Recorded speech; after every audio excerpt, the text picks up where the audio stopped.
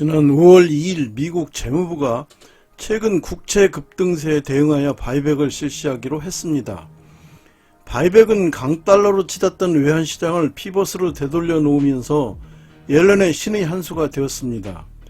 미 재무부는 7월까지는 유동성 지원 차원의 바이백만을 실시하고 현금 관리 차원의 바이백은 재정 및 시장 여건을 고려해 올해 나중에 시작될 수 있다고 설명했는데요. 바이백은 시장 유동성을 촉진하고 현금 운용을 개선하기 위해 이뤄집니다. 옐런의 바이백과 페드의 대차 대조표 조정으로 미 10년물 국채 금리가 4.5% 이하로 떨어졌습니다. 160엔을 돌파했던 엔달러 환율도 153엔대로 하락했습니다. 원달러 환율 역시 1350원대로 하락했죠. 5월 7일 우리나라 증시에는 1조 2천억 달러가 유입됐습니다. 미 재무부가 보유한 약 1조 달러의 현금으로 국채를 매입함으로써 국채 금리가 안정되고 달러가 약세로 돌아서고 경기와 수지 개선을 기대하게 된 거지요. 그래서 시장에서는 옐런 풋이란 용어까지 등장했어요. 바이백은 무엇을 팔았다가 다시 되사들이는 행위를 말하는데요. 국채나 회사채를 발행한 주체가 만기 전에 채권시장에서 국채나 회사채를 다시 사들임으로써 미리 돈을 갚는 것을 말합니다. 국채에 있어 바이백은 국채 조기 상환이라는 뜻으로 사용되죠. 회사의 경우는 이를 자사주 매입이라고 합니다. 미국 재무부가 국채를 되사들이는 것은 2000년 클린턴 행정부 시절 이후 처음인데요. 미 재무부는 지난 2000년 3월부터 2002년 4월 사이 국채 바이백을 시행한 바 있습니다. 당시에는 연방정부가 재정 흑자를 내던 시기였기 때문에 국채 신규 발행이 크게 필요하지 않았어요. 하지만 국채 시장의 유동성을 향상시키기 위해서 신규 발행으로 조달한 자금으로 과거 분량을 사들였습니다. 같은 10년 만기 국채라 하더라도 발행 시점은 제각각인데요. 투자자들은 일반적으로 최근에 발행된 국채를 선호합니다. 투자자들의 수요가 최근 물량에 집중되고 발행 시기가 과거로 거슬러 올라갈수록 거래량이 떨어지게 마련이죠. 이 때문에 과거 물량의 경우 어쩔 수 없이 만기까지 보유해야 하는 상황이 벌어집니다. 그런데 유동성 위기가 발생하면 금융회사는 커다란 손실을 보고 보유 중인 국채를 매각해야 하죠. 미국 정부는 브레이크가 걸리지 않는 재정적자 증가로 인해 국채 발행을 지속적으로 늘려야 하는 실정입니다. 지금까지는 미국 국채가 찍어내는 대로 팔렸지만 투자자들이 재정 부실을 문제 삼아 매입에 나서지 않거나 더 높은 수익률을 요구할 수 있어요. 이미 2023년 하반기부터 국채 발행 금리가 상승하면서 입찰 수요가 위축되고 있는데요. 결국 프라이머리 딜러들이 떠안는 물량이 늘어나는 추세입니다. 더구나 그림에서 보듯이 중국 중앙은행은 미국 국채 보유량을 지속적으로 축소하고 있습니다. 따라서 민간 자산운용사들이 비중이 높아졌어요. 그런데 이들이 수익률에 보다 민감하게 대응하면서 국채시장의 변동성을 부추기는 양상이죠.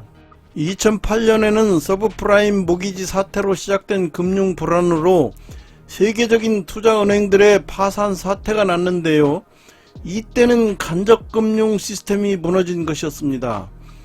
2022년 말에는 국채 유동성 문제가 생겼습니다. 당시는 금리 인상 시기였어요. 파월의 지속적인 금리 인상으로 미 국채 금리가 올라가니 국채 가격은 떨어졌죠.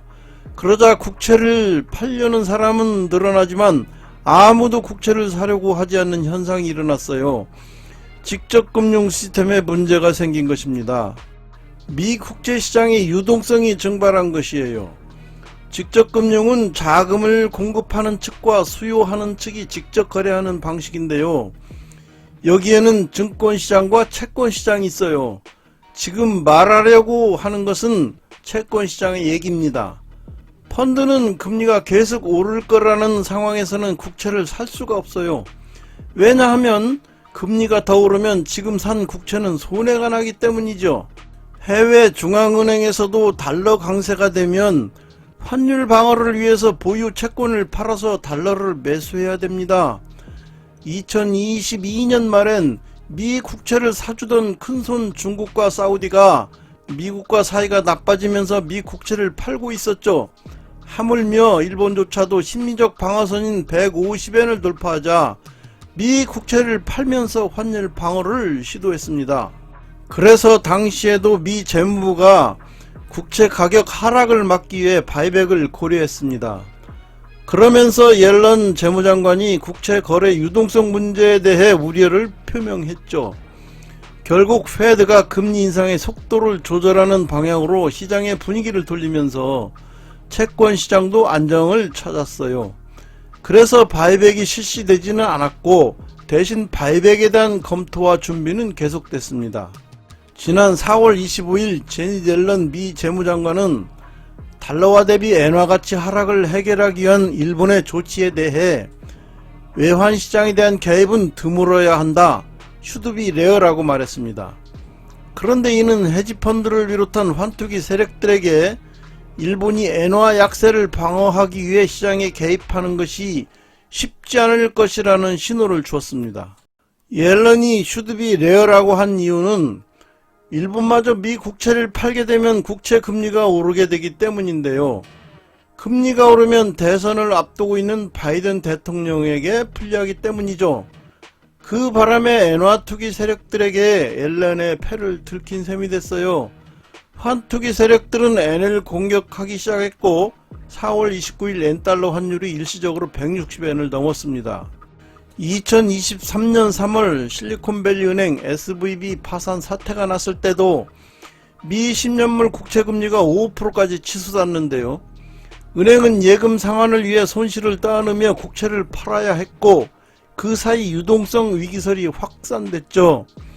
거래은행의 위기 소식을 듣자마자 SVB 고객들은 인터넷과 스마트폰으로 예금을 대거 인출했습니다. 이른바 뱅크런 사태가 벌어진 것이에요. 뱅크런이 발생하자 은행은 파산하고 말았습니다. 사실 SVB는 억울합니다. SVB는 미국 장기국채라는 초우량 안전자산에 투자했는데요. 그러다 연준이 2022년 3월 이후 기준금리를 급격하게 인상하자 그 충격을 견디지 못했어요. 은행은 단기로 자금을 차입해서 장기로 대출을 해줍니다. 채권 가격 폭락으로 은행이 보유하고 있는 자산에서 대규모 미실현 손실이 발생한 것이죠. 금리 인상으로 국채 시장의 유동성이 축소되고 국채 거래가 힘들어진 것입니다.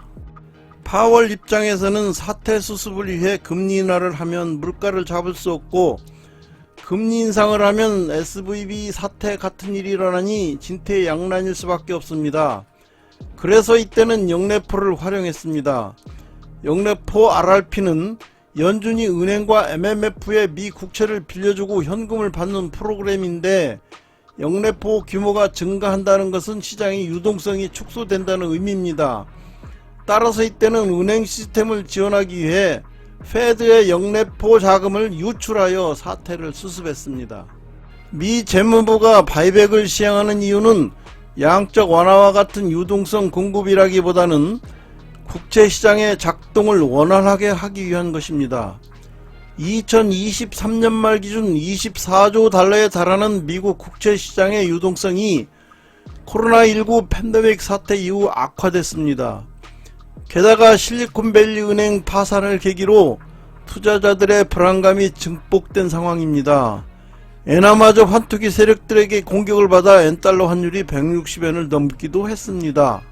미 재무부가 20여 년 동안 꺼내지 않았던 카드를 빼든 것은 달러 강세에 따라 5% 가까이 치솟는 국채 금리 상승으로 국채 발행을 둘러싼 우려가 날로 고조되고 있기 때문입니다.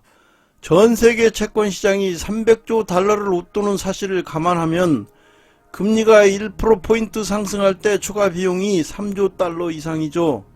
미국 국채 수익률은 회사채부터 모기지까지 각종 자금 조달 비용의 근간이며 해외에서도 작지 않은 영향력을 행사합니다. 그렇기 때문에 미국 국채 시장의 유동성과 수익률의 안정적 흐름을 확보하는 문제는 전 세계 자금시장 및 실물 경기와 직결되는 사안입니다. 국채 바이백은 여러 동기가 있지만 1차적으로 국채 유동성을 높이기 위해 실행하는데요. 금융회사의 대차대조표에서 유동성이 떨어지는 국채를 제거하고 거래가 활발한 신규 물량으로 채우려는 의도입니다. 금리 인상 시기에는 당연히 최근에 발행된 채권이 선호되죠. 그래서 재무부에서는 과거 발행 물량을 사주고 유동성이 좋은 최근에 발행된 채권을 파는 형식으로 국채 바이백이 진행됩니다. 이상 이번에 실시된 미 국채 바이백에 대해 알아봤습니다. 내용이 마음에 드셨다면 구독과 좋아요 그리고 알람을 꾹 눌러주세요. 다음엔 더욱 좋은 자료로 돌아오겠습니다. 감사합니다.